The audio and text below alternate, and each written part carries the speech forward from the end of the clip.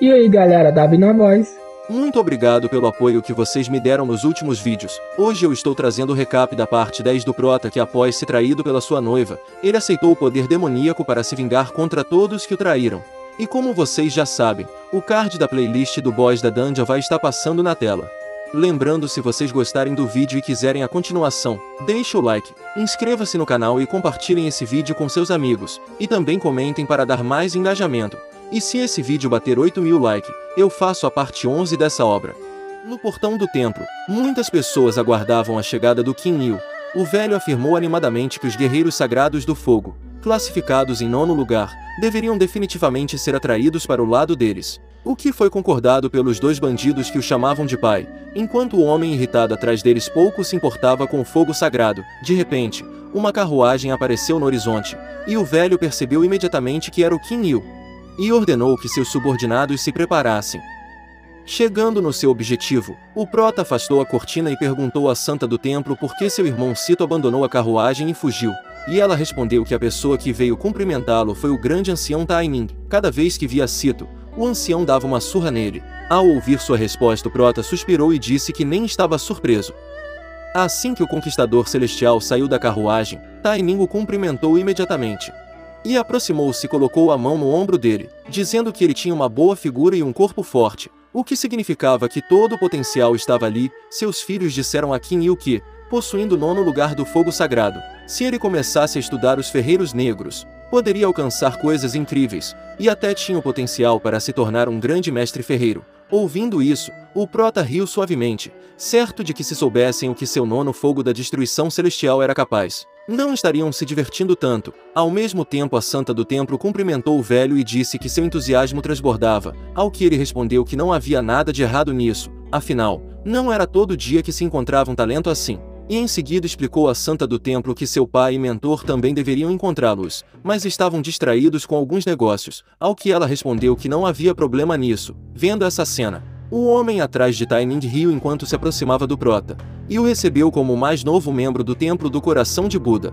E a Santa do Templo então o apresentou como Bai Fei Fan, um dos irmãos do templo e o novato mais talentoso. Apesar de possuir apenas o 7º lugar do fogo sagrado, seu sucesso na forja era incrível, destacando-se também na fabricação de elixires, algo em que não tinha igual. Mais importante ainda, ele já alcançará o pico do reino espiritual em sua cultivação. Além de ser muito amigável, ela esperava que Qin Yu conseguisse fazer amizade com ele, e o Bai, constrangido, colocou a mão na cabeça e disse à Santa do Templo que ela estava o elogiando demais, e não valia a pena sobrecarregar um hóspede cansado de viagem, ao que Qin Yu concordou, achando muito tato da parte dele. Vendo isso, o Prota pensou sobre o fato de que, ao ver Bai, percebeu que ele cheirava como a seita do sol polar. O figurante ameaçador contou ao Prota que teria um banquete hoje para celebrar sua chegada, e como seu veterano, ele ficaria honrado em ensinar-lhe tudo o que sabia. Qin Yu considerou sua oferta, e se ofereceu para chamá-lo simplesmente de irmão. Essa cena dos dois se dando bem fez a Santa do Templo ficar satisfeita. Ela estava certa de que em breve se tornariam bons amigos. Nesse momento, o velho riu alto e explicou que era natural para todos viverem juntos em seu templo, convidando a Santa do Templo para entrar enquanto os irmãos trocavam olhares nos bastidores. Dentro do Templo do Coração de Buda, as donzelas do templo cumprimentaram o Prota, deixando ele constrangido. Vendo essas belezas, ele concordou mentalmente com a escolha daquele velho preguiçoso, notando seu interesse. O figurante ameaçador explicou que o templo sempre foi caracterizado por tranquilidade interna e regras suaves. Embora não vivam sob restrições rígidas, há algo a ser considerado. A Santa do Templo é a discípula pessoal do chefe do clã, e seu pai, o segundo ancião Leng Ning, é o discípulo direto do líder da seita. É a pessoa mais forte do Palácio do Sagrado Coração. Pode-se dizer que casar com a Santa do Templo equivale a assumir o controle do Palácio do Sagrado Coração, e há inúmeras pessoas que se preocupam com ela. Ele sugeriu que Qin Yu seja mais cuidadoso com suas palavras e ações para evitar problemas. Quando Qin Yu perguntou se ele também tinha interesse nela, ele negou, dizendo que ela era como uma irmãzinha para ele. Ouvindo sua mentira, o Prota o elogiou, dizendo que com essa abordagem, ele certamente alcançará grande sucesso. E em seguida perguntou se o Templo do Coração de Buda permite treinar técnicas marciais de outras escolas e templos, ao que Bai respondeu que é proibido, eles treinam apenas o que seus mentores lhes deram. Mas ele pode continuar desenvolvendo as técnicas que começou a dominar antes de ingressar no templo. O Prota ficou satisfeito com o que ouviu, e achou seu novo irmão um personagem bastante curioso. Alguns minutos depois, Bai começou a suspeitar que ele havia entendido algo, ao que ele explicou que a sala principal estava à frente, sugerindo que ele o seguisse. O atendente do templo entrou na sala principal e cumprimentou o mestre, e a donzela do templo e o Bai, e relatou que tudo estava pronto para o banquete começar, ao se sentarem à mesa. A santa do templo perguntou onde estavam os outros mestres e novatos, e ele respondeu que alguns deles estavam a caminho, e disse que os outros haviam saído com o chefe do templo, mas também deveriam chegar em breve. E o velho aconselhou Qin Yu a comer mais hoje e aproveitar, pois realizariam a cerimônia de aceitação no templo amanhã, o que o prota concordou felizmente. Pouco tempo depois, o ancião olhou pensativamente para a tigela, e se perguntou por que os outros ainda não haviam chegado. Interrompendo seus pensamentos, a santa do templo perguntou ao seu tio sobre o negócio que seu pai e mentor haviam deixado, e ele contou sobre lobisomens em uma montanha próxima ao templo, liderados por alguém no 7º estágio do reino de destruição. Embora não fosse muito forte, era astuto e sorrateiro, aparecendo e desaparecendo. Por isso, decidiram lidar com ele pessoalmente. Ouvindo essa informação, o prota explicou que a besta no 7º nível do reino destrutivo era perigosa, mas não era um oponente sério para a líder do templo, especialmente porque ela não estava sozinha, mas acompanhada do pai e mentor da santa do templo. O velho concordou, mas ainda se sentia inquieto, sugerindo que estivessem atrasados por algum outro motivo. Em seguida, ofereceu-se para beber vinho. De repente, passos altos foram ouvidos, e um homem entrou na sala, chocando a todos, chamando sua filha com um sorriso satisfeito e gritando que o papai havia voltado.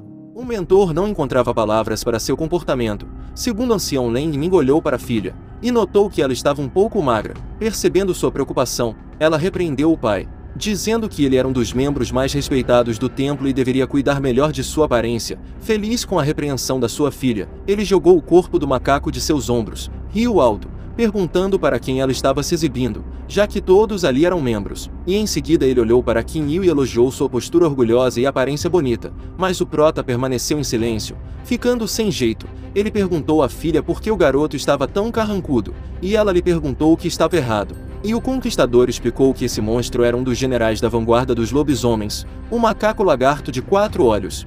Ao ouvir sua revelação, o segundo ancião Leng Ming ficou surpreso com o conhecimento dele, já que nunca tinha ouvido falar desses lobisomens, e elogiando-o por sua mente aberta, e explicou que, embora fosse rápido, não era bom em lutar, o que o fazia pensar que ele era fraco demais para um general. Ao mesmo tempo, a mentora da santa do templo se aproximou dele, e disse a ele que tinham organizado o banquete de hoje em homenagem à sua chegada, sugerindo que aproveitassem o banquete em vez de pensar naquela criatura morta. Para ele não ficar confuso, a santa apresentou sua mentora, dizendo que ela é a líder de seu templo. Com sua apresentação, ele a cumprimentou, e explicou que, embora esse lobisomem fosse fraco, sua aparição na área era alarmante, então pediu uma audiência privada com a chefe do templo, e ela pensou sobre isso e sugeriu que ele a seguisse. Vendo eles partindo, o velho esfregou a cabeça e perguntou à santa o que poderia ter deixado seu novo amigo tão confuso, ao que ela respondeu que, julgando pela expressão do Qin Yu, era algo sério. O figurante ameaçador sentou-se sombriamente à mesa, e pensou que o Qin Yu já tinha tumultuado as águas no primeiro dia no escritório da chefe do templo. No escritório da líder do templo, ela explicou a ele que estavam sozinhos, então ele podia falar livremente, e o prota disse que os macacos lagartas de 4 olhos eram muito inteligentes, observadores, ágeis e astutos, sendo uma das poucas criaturas inteligentes nas fileiras dos lobisomens. Por isso, eles eram enviados antes da chegada do exército principal para observar a situação e coletar informações para fornecer ao exército dos demônios antes da batalha. E ela perguntou se ele se referia à invasão dos lobisomens, e ele pensou sobre o fato de que, em sua vida passada, antes da invasão em grande escala dos monstros, as pessoas às vezes notavam essas criaturas observando elas, mas não davam muita atenção, pensando que eram apenas bestas comuns perdidas aleatoriamente. Foi só quando perceberam que criaturas maiores estavam vindo atrás deles que começaram a perceber o que estava acontecendo, e então um exército deles veio. E a percepção tardia do problema levou a uma grande perda de vidas. No entanto, em sua vida passada, os macacos lagartas haviam aparecido muito antes do que agora. Ele confirmou que a ameaça de invasão era real e disse para a líder que eles se multiplicariam como grama, assumindo os territórios atualmente ocupados pelos humanos. Quando eles viessem, todo o templo do coração de Buda seria coberto de sangue. Ela perguntou como ele sabia de tudo isso, ao que ele respondeu que não estava tentando enganá-la. Ele explicou que, após a primeira aparição dos macacos lagartas, não demoraria um mês para as forças principais chegarem. e o templo dela deveria começar a se preparar antecipadamente. Ao ouvir essa informação preocupante, ela perguntou por que deveria acreditar nisso, e ele disse que não devia, mas a decisão era dela. Ela pensou nas palavras da santa sobre como ele sempre a surpreendia com sua perspicácia e concordou com ele, e pediu para ele acompanhá-la. Em seguida ela pegou uma pedra e abriu a porta trancada. Depois de um tempo, ela convocou todos os mentores do templo.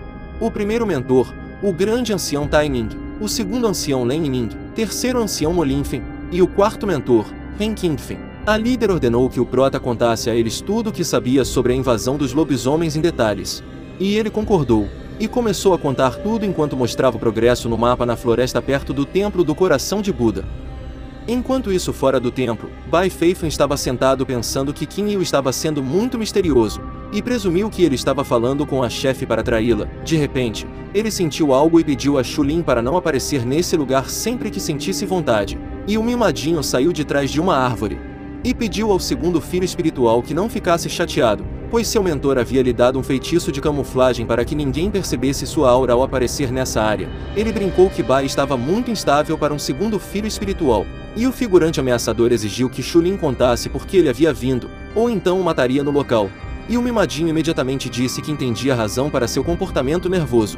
Afinal, ele tinha medo de que Qin Yu pudesse revelar sua verdadeira identidade, mas não havia necessidade de se preocupar com isso. O mimadinho explicou que havia recebido informações do quarto mentor deles de que Qin Yu não estava se comunicando com a chefe do templo sobre ele, mas sobre outro assunto mais importante. Ao ouvir sua revelação, Bai Feifa agarrou Shulin pelo pescoço e explicou furiosamente que este templo era seu território, ao recrutar pessoas nesse lugar. O mimadinho estava o desafiando. Apesar da raiva do seu adversário, Shulin afirmou que a queda do Templo do Coração de Buda era toda a obra de Bai, e tudo o que ele queria era o Qin Yu. O figurante misterioso presumiu que Shulin queria obter o 9º grau do fogo sagrado, ao que ele explicou que não tinha talento para alquimia e forja, como o primeiro filho espiritual, e também não era um grande lutador. No entanto, ao obter o fogo sagrado do Qin Yu, ele ainda tinha esperança de ocupar seu lugar legítimo no Sol.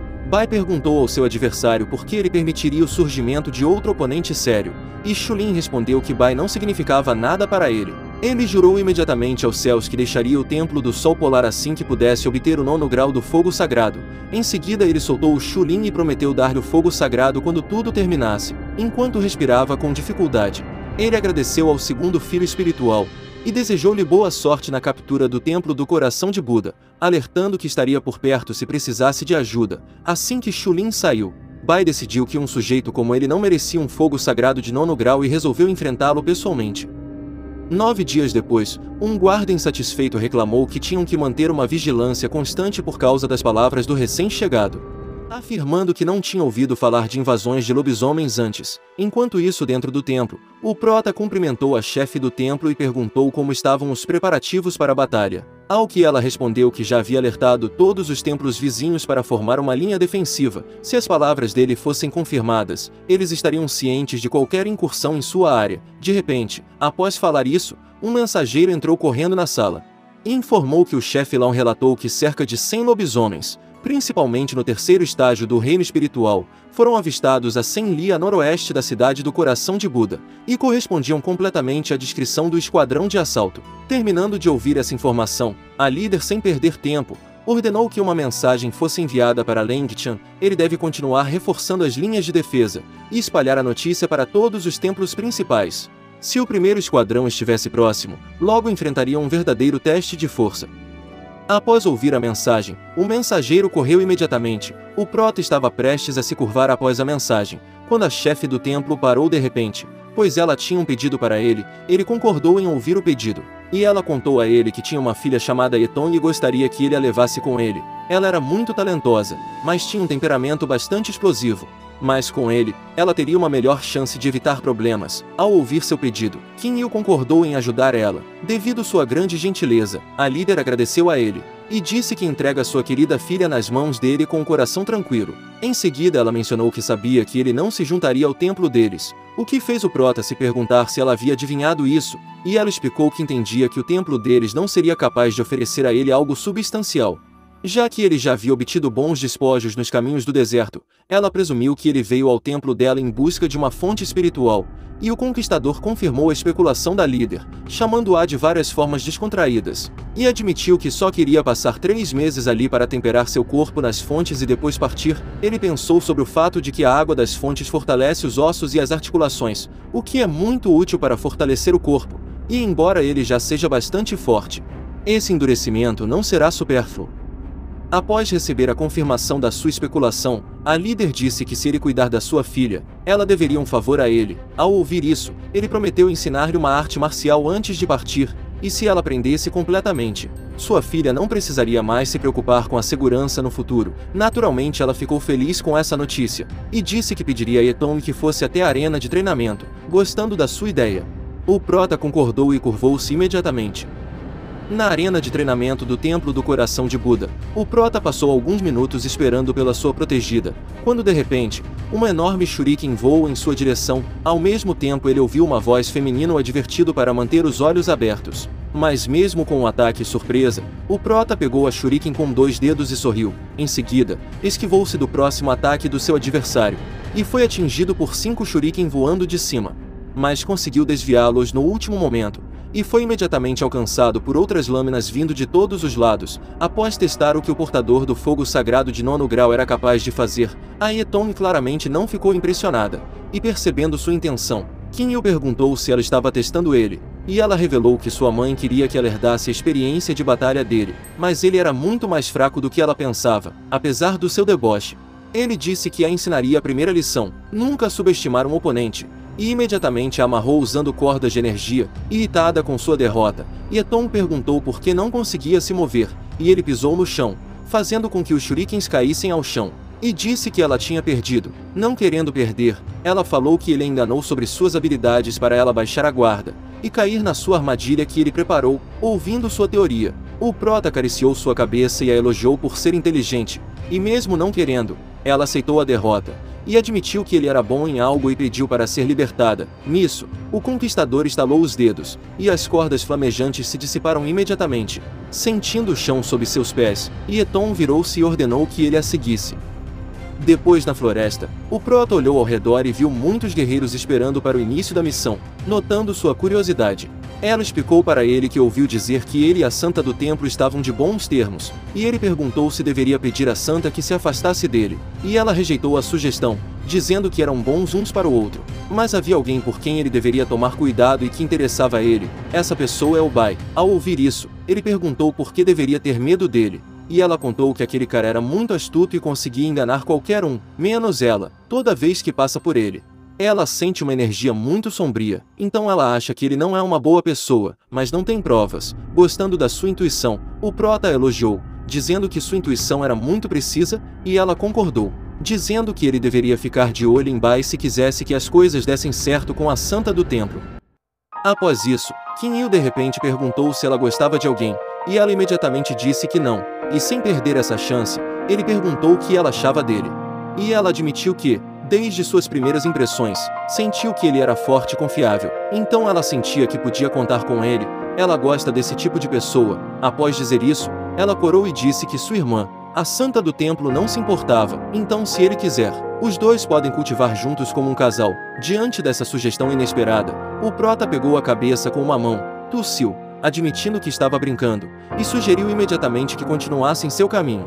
Vendo ele sem jeito, ela mentalmente zombou do fato de que ele estava tentando envergonhá-la. Afinal, aquela pergunta faria qualquer um corar. Enquanto os dois caminhavam, um homem apareceu e imediatamente cumprimentou o casal, e se apresentou como discípulo sênior da escola do Tigre Negro. Ele relatou que já haviam montado uma posição ao redor da floresta e tinham tudo sob controle. Com o fim da sua apresentação, a Eton disse que o conhecia. Ele era o discípulo mais promissor da escola Tigre Negro nos últimos 100 anos, e uma vez que ele estava ali, ela se sentiu tranquila ao ouvir o nome desse homem. O prota lembrou que já o tinha ouvido antes, mas não conseguia lembrar onde. Jin Xian começou a esfregar a cabeça embaraçado diante dos elogios, dizendo que a Eton estava exagerando. Afinal, ele ainda estava longe dela e ela sabia disso. Em seguida, ele pediu a eles para segui-lo para mostrar-lhe seu lugar na guarnição. Vendo ele liderando o caminho, Kinyu pensou que Jin Xian conseguia passar a impressão de um cara atencioso e bem-humorado para uma garota ingênua. mas ele sentiu um toque de astúcia nele, e se perguntou por que Jin Xian tinha relatado a situação para eles quando se encontraram pela primeira vez. Depois nós vemos o conquistador assando um frango na fogueira e dando uma perna para a princesinha rebelde, e em seguida pegando a outra para si, enquanto aproveitava a refeição. Ela perguntou se os lobisomens poderiam se aproximar deles naquela noite, e ele confirmou que era possível, e se não viessem hoje, viriam amanhã ou alguns dias depois. Após dizer isso, ele perguntou a ela sobre aquele cara de antes, e ela revelou que era um estudante sênior da escola do Tigre Negro, com 20 anos, filho de um cultivador comum, e ingressou na escola há 5 anos, onde foi descoberto como um incrível talento. Imediatamente revelou-se um espadachim nato com a 7ª classificação do fogo sagrado. Ela confessou que, embora considerada talentosa no templo, estava aquém dele. Ela também estava certa de que ele já havia alcançado o estágio do reino destrutivo. E embora seu templo tenha tentado atraí-lo, ele recusou a oferta após considerar. Ao ouvir essa informação, o prota concluiu que algo estava errado, mas ela subitamente se lembrou de que 1 ano atrás, ele havia matado um lobisomem do 3º estágio do reino destrutivo no auge do reino espiritual, tornando-se famoso desde então. De repente, Qin Yu gritou que se lembrava, assustando a Yetong, que largou a perna de frango, perguntando por que a estava desse jeito, e ordenou que ele devolvesse a perna que tinha pegado.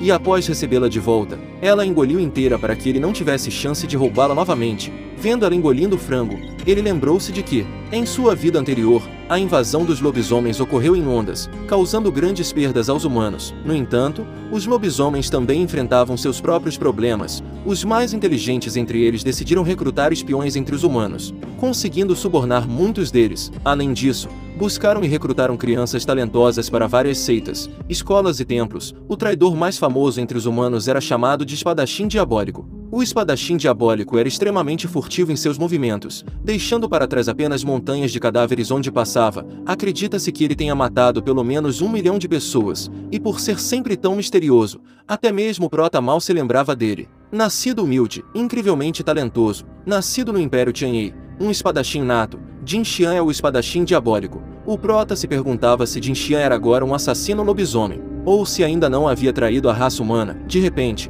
houve uma explosão, e o conquistador e a princesinha rebelde perceberam imediatamente que eram os lobisomens, e correram na direção deles.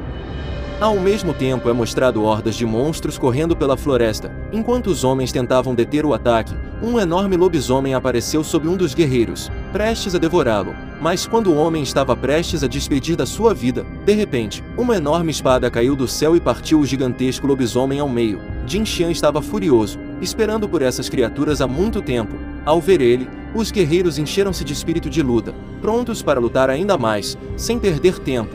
O espadachim utilizou a técnica da espada cintilante, e criou uma grande quantidade de espadas que caíram sobre os lobisomens. Após lidar facilmente com eles, ele comentou que aquilo foi como um passeio no parque, observando a batalha. A princesinha rebelde ficou encantada com a cultivação dele, e afirmou que ele mesmo inventou a técnica de batalha da espada cintilante, sugerindo que ela provavelmente pertencia ao nível negro. No entanto, Qin Yu rejeitou essa suposição, afirmando que essa técnica era forte o suficiente para pertencer ao reino da terra. Ele admitiu que, como guerreiro no primeiro nível do reino destrutivo, possuía uma força aterrorizante. Ao ver ele se aproximando, Jin Xian desceu da espada gigante e cumprimentou os dois, e eles elogiaram por seu trabalho, e ele respondeu que era apenas um peixe pequeno, e que não havia feito nada demais. Em seguida informou que enviariam algumas dezenas de tropas avançadas antes do ataque principal do exército de lobisomens. Até o momento, haviam repelido o ataque dos besouros conchas, criaturas relativamente fracas, mas a cada onda os lobisomens se tornariam cada vez mais aterrorizantes. Devido a isso ele não seria capaz de descansar tão cedo. Vendo ele desanimado, a princesinha rebelde tentou animá-lo, afirmando que os lobisomens não passariam por eles. Em vez disso, derrotariam juntos. De repente, Jin Xian sentiu algo e olhou para sua palma, encontrando uma pequena ferida que o surpreendeu, pois não deveria ter sido ferido em uma luta tão fácil. Ao ver a ferida, a princesinha rebelde aconselhou que ele a tratasse rapidamente antes que se infectasse, e ele concordou desejando-lhes uma boa noite, e se dirigiu ao seu quarto. Nesse momento, o prota percebeu o que estava acontecendo com aquele cara. Ele descobriu que Jin Xian havia traído os humanos e se juntado ao lado dos lobisomens por causa do escorpião vermelho. O escorpião vermelho tem uma posição especial no exército de lobisomens. A parte superior de seu corpo é humana, e a parte inferior é de escorpião. Ela possui técnicas furtivas e uma habilidade natural de controlar as mentes dos outros, desempenhando um grande papel na guerra entre lobisomens e humanos. Ataca furtivamente os melhores guerreiros humanos, penetra em suas mentes e os atrai para o lado dos lobisomens. Por trás de cada escorpião, há um conselheiro militar que ajuda a formular um plano de ação, e os conselheiros militares têm todas as informações sobre a invasão dos lobisomens. Isso significa que capturar um conselheiro militar é como capturar o Estado-Maior-Geral. Em sua vida anterior, o Prota ouviu rumores de que um conselheiro militar lobisomem havia sido visto perto do Templo Coração de Buda, mas foi apenas nesta vida que ele encontrou confirmação. Cerrando os punhos, ele decidiu lidar pessoalmente com o conselheiro militar, pois essa invasão provavelmente não envolveria ninguém acima do Reino Destrutivo, e jurou que não permitiria que os lobisomens inundassem o solo do templo com sangue humano nesta vida. Em uma certa caverna, um tigre demoníaco cheirou a escorpião e perguntou se ela tinha conseguido capturar o forte lutador, o que ela confirmou, dizendo que ele estava fisgado e só precisavam esperar um pouco mais. O tigre explicou que Jin Xian era muito importante para eles como um espadachim nato, elogiando seu trabalho na captura. Ele afirmou que, quando o Templo do Coração de Buda caísse, reportaria sua contribuição à Imperatriz e ela seria recompensada de acordo com seus méritos. A Escorpião Vermelho agradeceu ao General Tigre, e ele mencionou um rumor sobre um manipulador do 9º rank do Fogo Sagrado no acampamento humano. Ele queria que ela o capturasse também, ouvindo sua nova missão. A Escorpião Vermelho tentou avisar que o manipulador do 9º rank do Fogo Sagrado deveria ser imune, mas o General Tigre a refutou, dizendo que a cultivação daquele humano ainda era fraca, significando que ele não seria capaz de liberar completamente o poder do seu fogo. Além disso, ele tinha um plano. Ele designaria uma unidade de elite para ajudá-la, atacando pelo flanco. Após ouvir o plano, a Escorpião Vermelho reconheceu que o General Tigre era mesmo gênio militar, e estava plenamente confiante de que teria um sucesso. Ele deixou a Escorpião lidar com isso, e pensou consigo mesmo que essa guerra era uma excelente oportunidade para provar a si mesmo. Ele deveria aproveitar a chance para mostrar à Imperatriz que era o melhor candidato a ser o líder militar. Alguns dias depois, na floresta, ecoaram explosões enquanto a princesinha rebelde derrubava os lobisomens. Após a batalha, Qin Yu se aproximou e elogiou o trabalho dela na segunda onda. Ela estava menos confiante, mas na quarta onda estava cortando como uma guerreira experiente. Em seguida, ele deu uma mordida na perna de frango, e perguntou se ela havia aprendido essa técnica nas terras do deserto, ao que ela respondeu enquanto mordia a perna que não era grande coisa, mas se dominasse completamente, seria imbatível no Templo do Coração de Buda. Ela também disse que estava em uma posição baixa em seu clã, mas ainda era grato a ele, e perguntou como poderia agradecê-lo. Enquanto ele pensava nisso, ela se aproximou e ofereceu-se para se sacrificar como um presente. No entanto, ele idiotamente respondeu que seria melhor não, e ela percebeu que ele ficava muito fofo quando estava envergonhado, então ofereceu-se para ser sua irmã mais nova, fazendo Qin Yu rir de sua própria vergonha. Ela perguntou a ele quanto tempo tinham antes da chegada do exército principal inimigo, e ele pensou e respondeu que haveria 7 ataques falsos antes de trazerem todo o exército. Somente após isso, começaria a verdadeira invasão, estimada para acontecer dentro de algumas semanas. O Prota ponderou algo estranho, percebendo que não conseguirá rastrear a Escorpião Vermelho, considerando que ele era um queimador de chama sagrada classificado em 9º lugar, e tinha defendido o Templo do Coração de Buda. Ele não pôde deixar de chamar a atenção do conselheiro militar. Depois de refletir sobre isso, o Prota estava deprimido pensando que havia perdido seu antigo charme e se tornado invisível para os outros. De repente, Jin Xian chegou e relatou que uma guarnição a 30 quilômetros de distância havia sido atacada por um grupo de elite de lobisomens. Todos no 7º nível do reino espiritual, eram discípulos da Escola do Punho de Aço e do Templo do Grande Espadachim, cerca de 50 pessoas ao todo.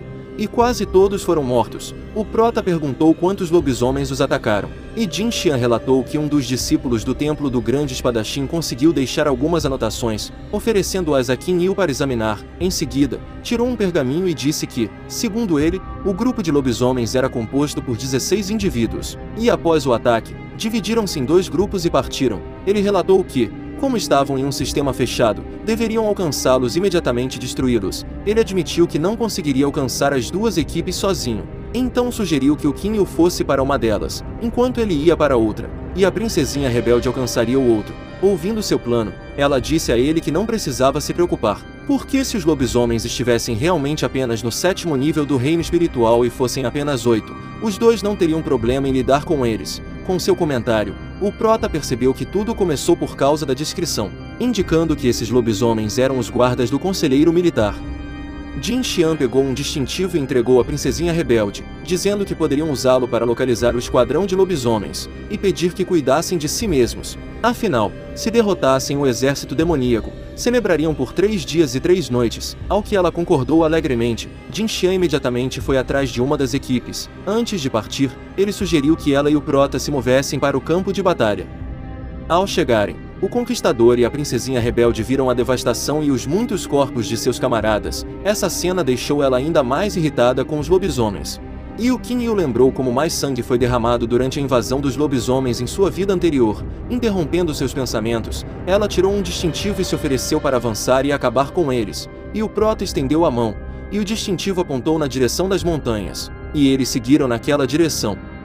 Nas montanhas, a princesinha rebelde disse que conseguia sentir claramente a aura dos lobisomens e que estavam próximos. No entanto, Qin Yu disse que não era assim, pois estavam cercados. Ao avistarem a tropa de lobisomens, ela ficou aterrorizada, pois esses lobisomens tigres não estavam no 7º nível do reino espiritual, mas no ápice. O Conquistador estimou que não eram apenas 8, mas pelo menos 16. Enquanto havia cerca de 1000 indivíduos menores ao redor, a garota percebeu primeiro que haviam sido emboscados, e embora pudessem matar um lobisomem tigre, 16 estavam além de suas capacidades. Ela estava certa de que, embora Qin Yu fosse capaz de matar o velho taoísta sozinho, diante da ameaça atual, a única opção era recuar. No entanto, isso também não era tarefa fácil. Apavorada, ela olhou para ele, e decidiu que não tinha escolha, e em seguida ela criou muitas lâminas, e ordenou que Qin Yu escapasse, e espalhasse a notícia sobre esses lobisomens, enquanto ela os distraía. Se ela falecesse, ela deseja que ele a vingasse matando todos os lobisomens, mas quando ela estava prestes a atacar, o Prota segurou de repente, dizendo que era cedo demais para se despedir da vida dela,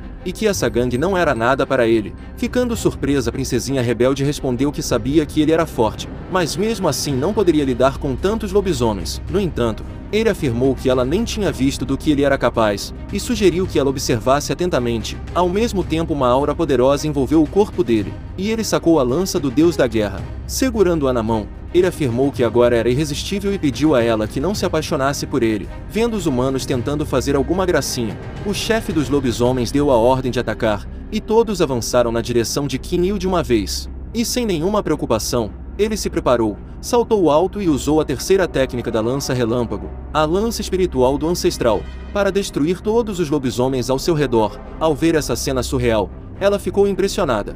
E também maravilhada ao ver ele matar todos os monstros com um único golpe. Não levando a situação a sério, ele brincou com ela dizendo que tinha avisado ela que seria irresistível mentalmente. Ele se vangloriou de que a terceira lança relâmpago já era uma arma de nível celestial, e usá-la junto com uma técnica de nível celestial criou um efeito incrível.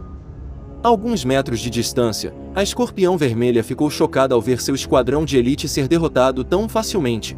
16 guardas pessoais do Tigre General e 1000 indivíduos menores foram derrubados por um único golpe. Apesar da sua surpresa, ela ergueu o rabo e lançou um ferrão em Qin Yu, acertando sua perna. Satisfeita com o resultado, ela ficou animada. Afinal, nem ela esperava que ele fosse tão forte, mas pelo menos a operação foi bem sucedida. Quanto mais forte ele fosse, mais benefícios traria para sua raça. Um dia, ele viraria sua lança contra seus próprios aliados e se destacaria sobre uma montanha de corpos deles. Ele seria a principal arma deles na guerra contra os humanos. Após concluir sua operação, a Escorpião Vermelha desapareceu no chão, e ao ver isso, o Prota ficou satisfeito de que o plano tinha sido bem sucedido. Interrompendo seus pensamentos, a princesinha rebelde perguntou a ele o que havia acontecido, mas ele apenas disse para voltarem à guarnição, e ela ficou chateada por ele não confiar nela. Depois, na base do exército, ela reclamou sobre a desinformação do Jin Xian, mas este apenas esfregou a cabeça, e pediu desculpas e prometeu que não aconteceria novamente. Em seguida, ele perguntou ao Qin Yu se o perdoaria, e o Prota colocou a mão no ombro de Jin Xian, e disse que o perdoaria, pois em breve seriam como irmãos, e não havia maneira de resolver grandes problemas sem apoio fraternal. Ouvindo sua declaração, Jin Xian concordou, e a princesinha rebelde ficou surpresa com a proximidade repentina entre os dois. Ao mesmo tempo, o espadachim sugeriu que Qin Yu conversasse com ele naquela noite, e o conquistador concordou imediatamente. Rapaziada, se vocês querem a continuação da jornada do Conquistador Celestial, deixa o like, e por favor inscreva-se no canal, para me ajudar a crescer o canal ainda mais. Muito obrigado mesmo pelo grande apoio de todos vocês, graças a Deus e também a vocês. Eu consegui chegar aos 138 mil inscritos, valeu mesmo por todo o apoio, galera.